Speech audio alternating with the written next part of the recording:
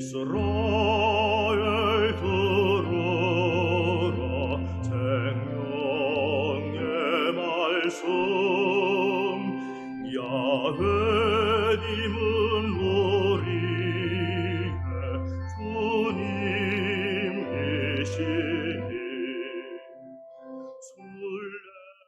참여 예수님 안녕하세요. 오늘 판관기 20장 1절에서 21장 25절까지 성경 맛들이기 함께합니다. 성부와 성자와 성령의 이름으로 아멘. 말씀은 바로 네 곁에 있고 내 입에 있고 내 마음에 있다. 주님 성령의 빛으로 저희 눈을 여시어 주님의 길을 보게 하시고 저희 귀를 여시어 생명의 말씀을 듣게 하소서. 아멘.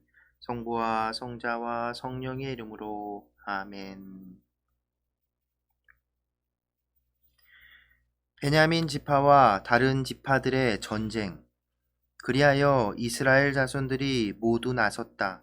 단에서 브엘세바에 이르기까지, 그리고 길앗 땅에서도 온 공동체가 일제히 미츠파로 주님 앞에 모여들었다.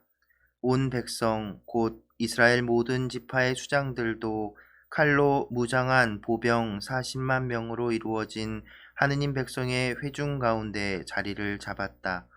베냐민의 자손들은 이스라엘 자손들이 미츠파로 올라왔다는 소식을 들었다. 그때 이스라엘 자손들이 이런 악행이 어떻게 일어났는지 말해보시오 하였다. 살해된 여자의 남편인 그 레위인이 대답하였다.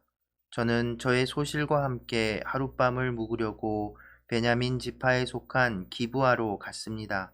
그런데 그날 밤에 기브아의 지주들이 저를 해치려고 나서서 제가 들어간 집을 둘러쌌습니다. 저를 죽이려고 생각하였던 것입니다. 그러다가 제 소실을 욕보여 죽게 만들었습니다. 그래서 제가 저의 소실을 붙들어 토막을 낸 다음 이스라엘 상속지 곳곳으로 보냈습니다. 그들이 이스라엘에서 부정하고 추잡한 짓을 저질렀기 때문입니다. 자, 이스라엘 자손 여러분, 여러분 모두 여기에서 토론하고 의논하여 보십시오. 그러자 온 백성이 일제히 일어나 말하였다. 아무도 자기 천막으로 가서는 안 된다. 아무도 자기 집으로 돌아가서는 안 된다. 이제 우리가 기브아에 할 일은 이러하다. 제비를 뽑아 그곳을 치러 올라가자. 이스라엘의 모든 지파에서 100명마다 10명을, 1000명마다 100명을, 10,000명마다 1000명을 뽑자. 그래서 베냐민 땅 기브아 사람들이 이스라엘에서 저지른 그 모든 추잡한 짓에 따라 그들을 응징하러 가는 군사들이 먹을 양식을 가져오게 하자. 그리하여 이스라엘의 모든 사람이 하나로 뭉쳐서 그 성읍으로 모여들었다. 이스라엘의 지파들이 온 베냐민 지파로 사람들을 보내어 말하였다. 그대들 사이에서 일어난 이 악행은 어찌 된 것인가? 이제 기브아에 있는 그 불량한 사람들을 넘겨서 우리가 그 자들을 죽여 이스라엘에서 악을 치워버리게 하여라. 그러나 베냐민의 자손들은 자기들의 동족인 이스라엘 자손들의 말을 들으려 하지 않았다. 그리하여 베냐민의 자손들은 이스라엘 자손들과 싸우러 나가려고 살던 성읍들을 떠나 기브아로 모여들었다. 그날에 자기들이 살던 성읍을 떠나 사열을 받은 베냐민의 자손들은 기브아 주민들 외에 칼로 무장한 사람이 26,000명이었다. 이 무리 가운데에는 왼손잡이 정병 700명이 있었다. 그들은 모두 머리카락 하나 빗나가지 않게 마치는 돌팔매꾼이었다. 이스라엘 사람들도 베냐민 지파를 빼고 사열을 받으니 칼로 무정한 사람이 40만 명이었는데 그들은 모두 전사들이었다. 이 이스라엘 자손들은 일어나 베텔로 올라가서 하느님께 여쭈어 보았다. 저희 가운데 누가 먼저 올라가서 베냐민의 자손들과 싸워야 합니까? 그러자 주님께서 유다가 먼저 가거라 하고 대답하셨다. 그날 다음날 아침에 이스라엘 자손들은 일어나 기브아로 가서 진을 쳤다. 이스라엘 사람들은 베냐민 지파와 싸우려고 나가서 기브아를 마주보고 전투 대열을 갖추었다. 그러자 베냐민의 자손들이 기브아에서 나와 그 날에 이스라엘 사람들 가운데 2만 2천 명을 땅에 쓰러뜨렸다. 이스라엘 자손들은 올라가서 저녁 때까지 주님 앞에서 통곡하였다. 그러고 나서 주님께 여쭈어 보았다. 저희가 저희 동족인 베냐민의 자손들과 다시 싸우러 가야 합니까? 주님께서 그들을 치러 올라가거라 하고 대답하셨다. 그래서 이스라엘 사람들의 군대는 용기를 내어 전날에 전열을 갖추었던 곳에 다시 전투 대열을 갖추었다. 그 둘째 날에 이스라엘 자손들은 베냐민의 자손들에게 다가갔다. 그런데 이 둘째 날에도 베냐민 지파가 기브아에서 마주 나와 다시 이스라엘 자손들 가운데 18,000명을 땅에 쓰러뜨렸다. 쓰러진 이들은 모두 칼로 무장한 사람이었다. 그러자 이스라엘의 모든 자손이 온 군대가 베텔로 올라가 그곳에서 주님 앞에 앉아 통곡하였다. 그날에 그들은 저녁 때까지 단식하고 주님 앞에 번제물과 친교 제물을 바쳤다. 그러고 나서 이스라엘 자손들은 주님께 여쭈어 보았다. 그 시대에는 하느님의 계약궤가 그곳에 있었다. 그리고 그 시대에는 아론의 손자이며 엘아자르의 아들인 피느하스가 그 궤를 모시고 있었다. 저희가 저희 동족인 베냐민의 자손들과 다시 싸우러 나가야 합니까? 아니면 그만두어야 합니까? 그러자 주님께서 대답하셨다. 올라가거라. 내일 내가 그들을 너희 손에 넘겨주겠다. 그리하여 이스라엘은 기브아 둘레에 복병을 배치하였다.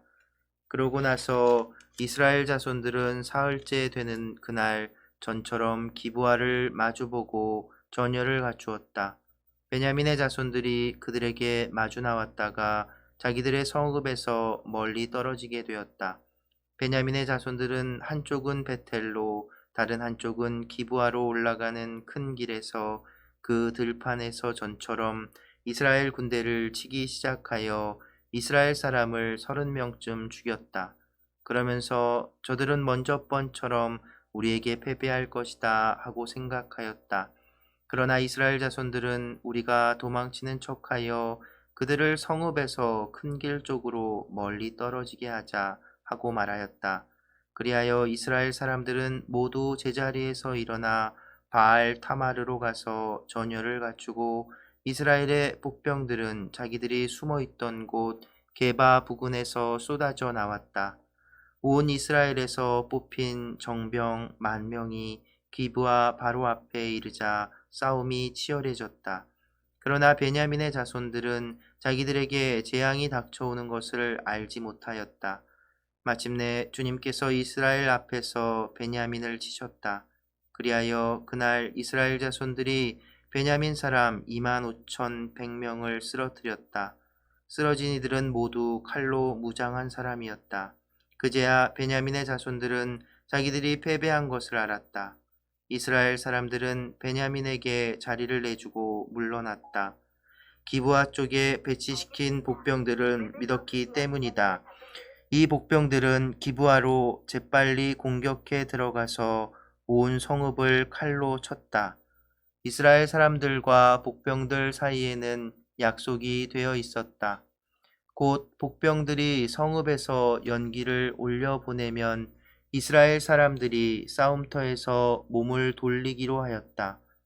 베냐민 사람들은 이스라엘 사람들을 치기 시작하여 30명쯤 죽였다. 그러면서 저들은 틀림없이 먼저 번 싸움에서처럼 우리에게 패배할 것이다 하고 생각하였다. 그때 성읍에서 연기 기둥이 올라가기 시작하였다. 베냐민 사람들이 뒤돌아보니 성읍 전체가 불길에 쌓여 하늘로 올라가는 것이었다. 이어서 이스라엘 사람들이 몸을 돌리자 베냐민 사람들은 즐겁하였다. 자기에게 재앙이 닥쳐오는 것을 보았기 때문이다. 그들은 이스라엘 사람들에게서 돌아서서 광야로 향하였지만 뒤쪽에서는 싸움이 멈추지 않았다. 성읍에서 나온 이들도 그들을 가운데에서 쓰러뜨렸다. 이스라엘 사람들은 베냐민 사람들을 에워싸 동쪽으로 기브와 맞은편에 이르기까지 쉴 새 없이 추격하며 짓밟았다. 그리하여 베냐민에서 18,000명이 쓰러졌다. 쓰러진 이들은 모두 용사였다. 남은 자들이 돌아서서 광야 쪽 림몬 바위로 도망쳤지만 큰 길에서 이스라엘 사람들이 이삭 줍듯이 5,000명을 죽이고 기드움에 이르기까지 바짝 뒤쫓으면서 또 2,000명을 쳐 죽였다. 이렇게 하여 그날 베냐민에서 쓰러진 사람은 모두 칼로 무장한 군사 25,000명이었다. 그들은 모두 용사였다. 그러나 600명은 돌아서서 광야 쪽 림몬 바위로 도망쳐 넉 달 동안 그 림몬 바위에서 지냈다. 그러는 동안에 이스라엘 사람들은 베냐민의 자손들에게 돌아가 성읍의 남자 주민에서 짐승에 이르기까지 보이는 대로 모조리 칼로 쳐 죽였다. 나머지 성읍들도 모두 불태워 버렸다. 베냐민 지파의 복권과 회복. 이스라엘 사람들이 전에 미츠파에서 우리는 아무도 베냐민 사람에게 자기 딸을 아내로 내주지 않는다 하고 맹세한 일이 있었다. 그래서 백성은 베텔로 가서 저녁 때까지 그곳에서 하느님 앞에 앉아 소리를 높여 크게 통곡하며 말하였다. 주 이스라엘 하느님, 어찌하여 이스라엘에 이런 일이 일어나 오늘 이스라엘에서 지파 하나가 없어져야 한단 말입니까? 이튿날 백성은 일찍 일어나 그곳에 제단을 쌓고 번제물과 친교 제물을 바쳤다. 그러고 나서 이스라엘 자손들은 이스라엘의 모든 지파 가운데 누가 주님 앞에서 열리는 집회에 참석하러 올라오지 않았는가 하고 물었다. 미츠파로 주님 앞에 올라오지 않은 자와 관련하여 그 자는 마땅히 죽어야 한다는 엄숙한 맹세가 있었기 때문이다. 이스라엘 자손들은 자기들의 동족 베냐민을 애석하게 여기며 말하였다. 오늘 이스라엘에서 지파 하나가 잘려나갔다. 우리가 그들에게 우리 딸들을 아내로 내주지 않기로 주님을 두고 맹세하였으니 어떻게 하면 살아남은 자들에게 아내를 구해줄 수 있겠는가? 그들은 이스라엘의 지파들 가운데 어느 지파가 미츠파로 주님 앞에 올라오지 않았는가 하고 물었다. 그러자 야베스 길앗에서 진영 곧 집회에 한 사람도 오지 않은 사실이 드러났다. 백성을 사열해 보니 과연 그곳에 야베스 길앗 주민은 한 사람도 없었다. 그래서 공동체는 그곳에서 가장 용감한 사람 12,000명을 보내면서 명령하였다. 가서 야베스 길앗의 주민들을 여자와 어린아이까지 칼로 쳐 죽이시오. 그대들이 할 일은 이렇소. 모든 남자 그리고 남자의 잠자리를 아는 모든 여자를 전멸시키시오. 그들은 야베스 기랏의 주민들 가운데에서 남자와 잠자리를 같이 하지 않아 사내를 모르는 어린 처녀 400명을 발견하고 가나안 땅에 있는 실로의 진영으로 데려왔다. 그러고 나서 온 공동체는 림몬 바위에 있는 베냐민의 자손들에게 사람들을 보내어 그들과 이야기하고 평화를 선언하게 하였다. 그리고 그때 베냐민 사람들이 돌아오자 야베스 기랏의 여자들 가운데 살려둔 여자들을 그들에게 내주었다. 그러나 그들에게 충분하지가 않았다. 주님께서 이스라엘의 지파들 사이에 틈이 벌어지게 하셨으므로 백성은 베냐민을 애석하게 여겼다. 그래서 공동체의 원로들이 서로 의논하였다. 베냐민에서 여자들이 몰살당하였으니 우리가 어떻게 하면 살아남은 자들에게 아내를 구해줄 수 있겠는가? 그들이 말을 계속하였다. 어떻게 하면 베냐민의 생존자들이 남아 이스라엘에서 지파 하나 사라지는 일이 없게 하겠는가? 우리는 그들에게 우리 딸들을 아내로 내줄 수가 없지 않은가? 이스라엘의 자손들이 베냐민 사람에게 여자를 내주는 자는 저주를 받을 것이다 하고 맹세하였기 때문이다. 그들은 마침내 말하였다. 그래, 해마다 실로에서 주님의 축제가 열리지. 실로는 베텔 북쪽, 베텔에서 스켐으로 올라가는 큰 길 동쪽으로 르보나 남쪽에 있었다. 그래서 그들은 베냐민의 자손들에게 명령하였다. 가서 포도밭에 숨어 살피다가 실로의 젊은 여자들이 윤물을 주러 나오거든 그대들도 포도밭에서 나와 그 실로 처녀들 가운데에서 한 사람의 여자 하나씩 잡아 베냐민 땅으로 돌아가시오. 만일 그들의 아버지나 형제들이 우리에게 와서 따지면 그들에게 우리가 이렇게 말하겠소. 우리를 모아서 저들을 관대하게 대해 주시오. 우리는 전쟁 중에 아무도 여자를 차지하지 않았소. 그렇다고 당신들이 저들에게 딸을 그냥 내주지는 않았을 것 아니오. 그랬다가는 당신들도 죄를 짓게 되었을 테니 말이오. 베냐민의 자손들은 그대로 하였다. 그들은 춤추는 여자들을 납치하여 그 가운데에서 저희의 수만큼 아내를 골라가지고 자기들의 상속지로 돌아가서 성읍들을 다시 짓고 그곳에서 살았다. 그제야 이스라엘 자손들도 저마다 자기 지파와 자기 시족에 따라 그곳을 떠나 흩어져 갔다. 저마다 그곳을 떠나 자기 상속지로 간 것이다. 그 시대에는 이스라엘에 임금이 없었다. 그래서 사람들은 저마다 제 눈에 옳게 보이는 대로 하였다. 성부와 성자와 성령의 이름으로 아멘. 말씀은 내 발의 등불이요 나의 길의 빛이옵니다. 주님, 저희가 성경을 생명의 말씀으로 믿고 기도하며 살고 선포하게 하시어 언제나 성령 안에서 평화와 기쁨을 누리게 하소서. 아멘. 성부와 성자와 성령의 이름으로 아멘. 참 예수님, 네, 어제 19장에 이어서 오늘 20장과 21장 판관기 마지막 부분을 함께 다 읽어봤습니다. 여러분 19장에서 21장까지 이야기를 이렇게 쭉 읽어보시니까 어떤 생각이 드시나요? 사실은 17장부터 이어진 판관기의 마지막 이 4장, 5장은 좀 이해하기 어려운 일들이죠. 왜 이런 게 성경에 들어있을까 이렇게 의심스럽기도 하고요.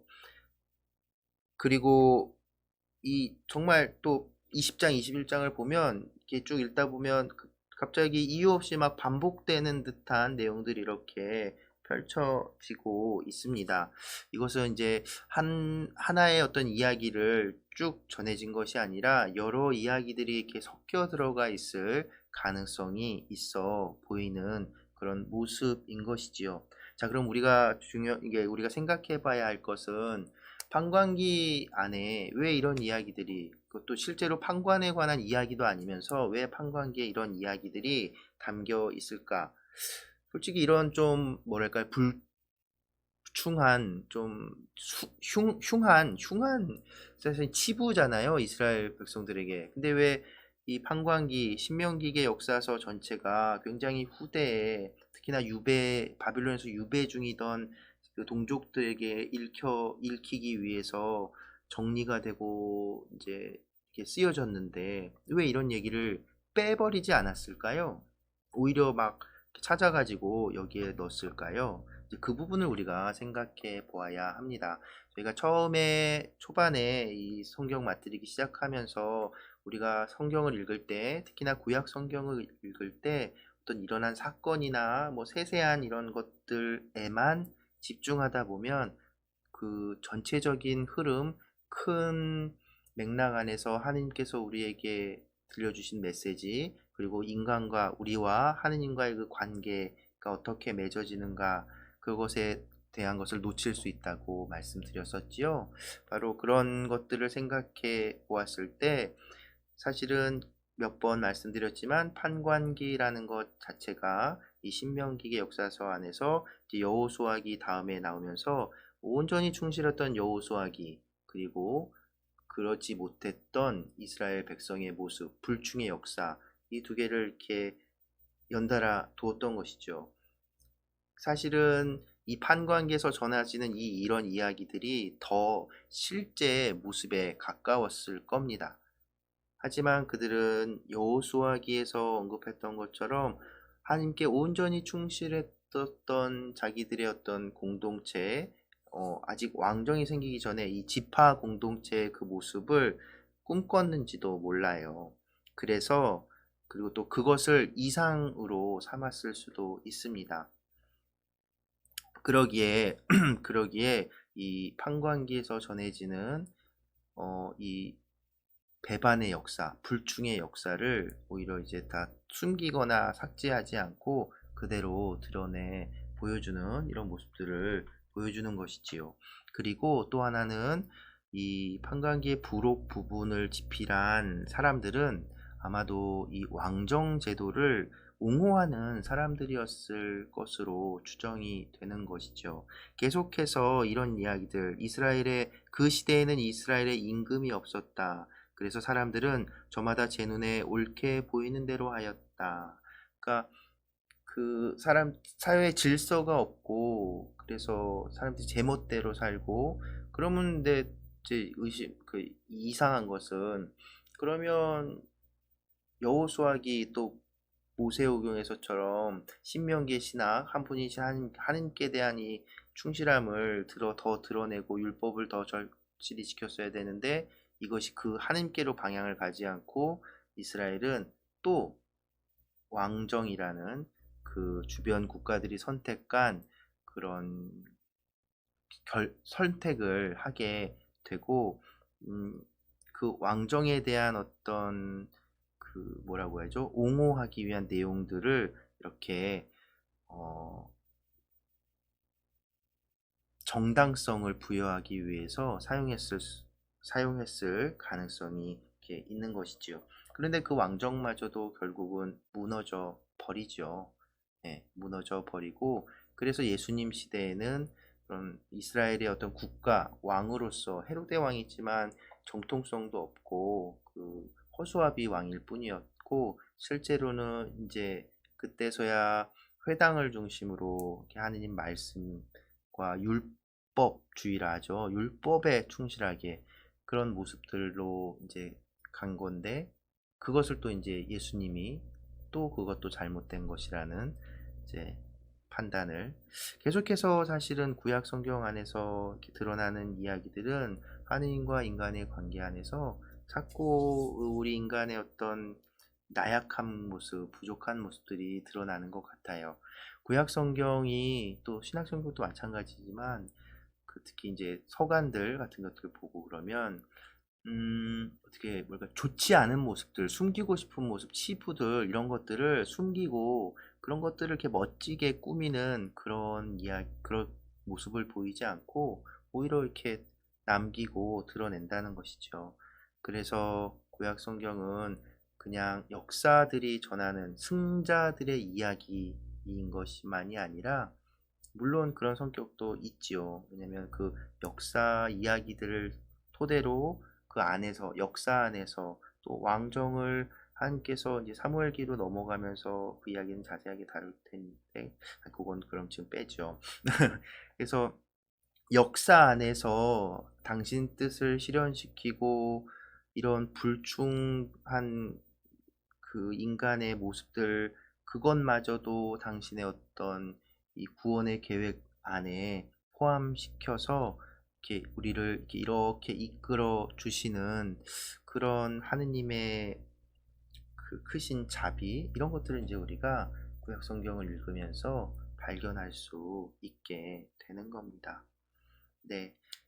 판관기도 벌써 우리가 다 읽었네요. 이제 판관기 짧고 내일하고 모레 룻기를 다 읽고 나면 이제 이 신명기의 역사서의 또 중요한 한 챕터인 사무엘기를 함께 읽게 될 겁니다.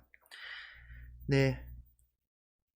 하느님께 불충실하고 자기 멋대로 제 눈에 옳게 보이는 대로 제 눈에 드는 대로만 지냈던 이 판관 시대 그럼에도 불구하고 하느님께서는 그들을 저버리지 않으셨습니다. 우리 역시도 사실 오늘날 우리도 하느님께 얼마나 충실했는가 돌아보면 자신할 수 없는 것 같아요. 그래서 그렇지만 그럼에도 예수님께서 하느님은 아버지시고 우리를 용서하신다 라고 말씀하신 그 말씀을 믿고 죄를 숨기고 감추는 것이 아니라 하느님 앞에 내 부족함을 드러내고 이렇게 고백할 수 있는 그런 시간이, 또 그런 신앙을 키워나갈 수 있으면 좋겠습니다. 네, 계속 이렇게 천천히 우리 함께 읽다 보니까 이제 굉장히 많이 이제 우리가 읽었죠. 앞으로 계속 이제 더 읽어나갈 부분이 아직 많이 남아 있지만 여러분들 지치지 마시고 저와 함께 성경 통독, 성경 맛들이기, 정말 성경에 맛들이는 시간 되실 수 있으면 좋겠습니다.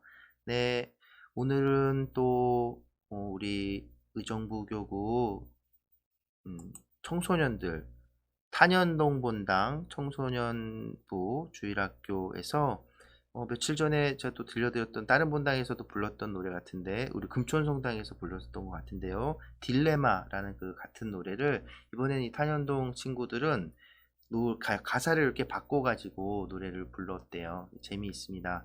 또 탄현동 부주임 신부님과 함께 이렇게 노래 부르고 재미난 영상을 이렇게 만들었던데요. 여러분들 오늘 탄현동 성당 주일학교 청소년부 주일학교에서 부르는 딜레마 함께 들으면서 이 시간 마무리하겠습니다. 여러분 함께 해주셔서 감사합니다.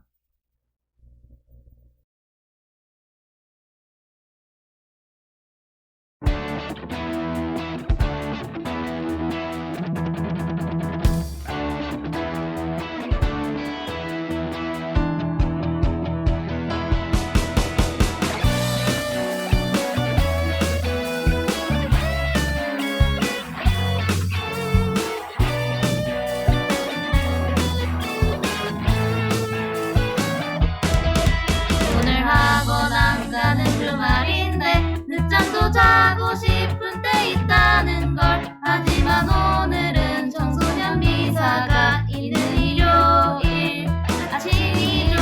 가야 하는 건 알고는 있지만 친구도 만나고 게임도 하고 하루 정도는 나만을 위해서 시간을 보내고 싶어요. 부모님 등살에 성당에 가기는 했었지만 내가 원해서 간 건 아니었어요. 많은 걸 해야 하는 우리들은 성당 가기 너무 힘들어. 하루 정도는 그냥 집에서 쉬면 안 되는 걸까. 얘들아, 너무 힘들다고 생각하지마. 주님과 함께하는 주말 아침이 너희들 삶에 크나큰 축복들이 함께하고 행복해질 거야. 해야 할 숙제들 너무 많아. 아침 늦잠도 자고 싶고. 너네가 주님과 함께 한 시간만 시간을 보내보자. 우리가 성당에 간다 해도 지루하기만 할 것 같아. 하지만 쌤들과 재밌게 미사를 만들어 가보자.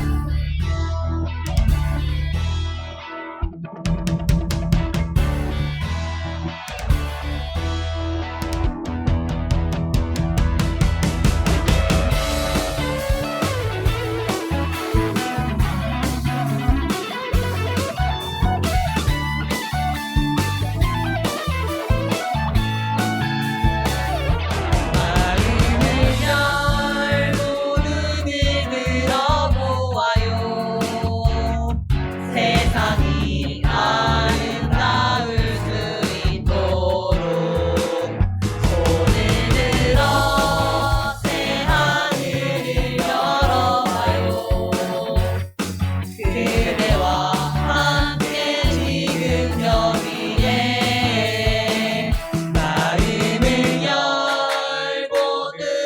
들어보아요. 세상이 아름다울 수 있도록